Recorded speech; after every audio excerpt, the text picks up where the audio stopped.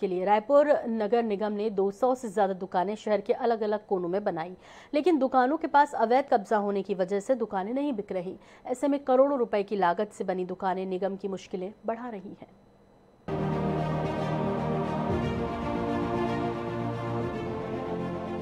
रायपुर के सुभाष स्टेडियम के पास दुकान बनाने में रायपुर नगर निगम ने करीब 26 करोड़ रुपए खर्च किए और दुकानों को बेचने के लिए टेंडर भी किया गया, जिसके तहत दुकानों की कीमत 30 से 35 लाख रुपए रखी गई।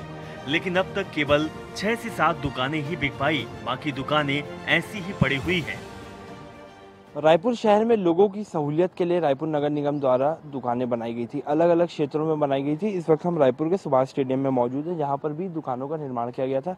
वहीं अगर कीमत की बात करें तो इन दुकानों की कीमत करीब 30 से 35 लाख रुपए रखी गई थी, जिसके लिए टेंडर प्रक्रिया भी जारी किया गया था। लेकिन बताया जा रहा है कि अब तक केवल 2 से 3 ही दुकानें बिकी और बाकी की दुकानें अब तक नहीं बिकी है, जिसमें निगम की करोड़ों रुपए की संपत्ति यहाँ पर जाम हो गई है। वहीं वजह को लेकर के जब बात की जाए तो देर रात यहाँ पर अवैध चौपाटी चलाई जाती है, जिस वजह से कहीं ना कहीं लोग अब इन दुकानों को खरीदने के लिए कतरा रहे हैं।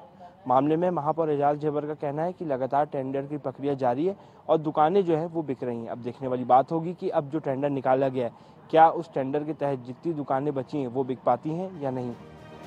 इस पर महापौर एजाज ढेबर का कहना है कि रायपुर नगर निगम द्वारा इन दुकानों को बनाया गया था ताकि शहर के लोगों को सहूलियत मिल सके। इसके साथ ही हमने टेंडर भी निकाले थे, जो कि सफलतापूर्वक रहे और कई दुकानें अब तक बिक चुकी हैं। लगातार टेंडर की प्रक्रिया जारी है। किसी भी इलाके में अवैध कब्जा नहीं हुआ है। जो भी सामान रखा है वह निगम का है। विपक्ष केवल बेबुनियाद आरोप लगाने का काम करता है। नगर निगम द्वारा बनाई गई दुकान लोग खरीद रहे हैं। 8 दुकान बिक चुकी है, फिर टेंडर निकले हैं। अब जो दुकान लिया है वो दुकान खोलेगा तब तो आप लोग को पता चलेगी कि दुकान बिक गई है। दुकान के लगभग 4-5 ही दुकान बची होगी, उससे ज़्यादा दुकान नहीं बची है।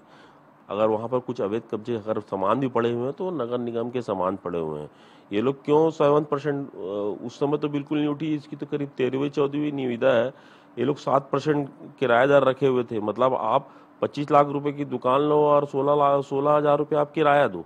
बल्कि हम लोग ने इसको 2% कम करवा के किराया दर जो है 2% करवा के, बल्कि तब उसके बाद फिर कहीं जाके ये सब दुकानें उठी। अब निकालते 4-5 ही दुकान बची हुई है, बाकी सबके टेंडर हो चुके हैं।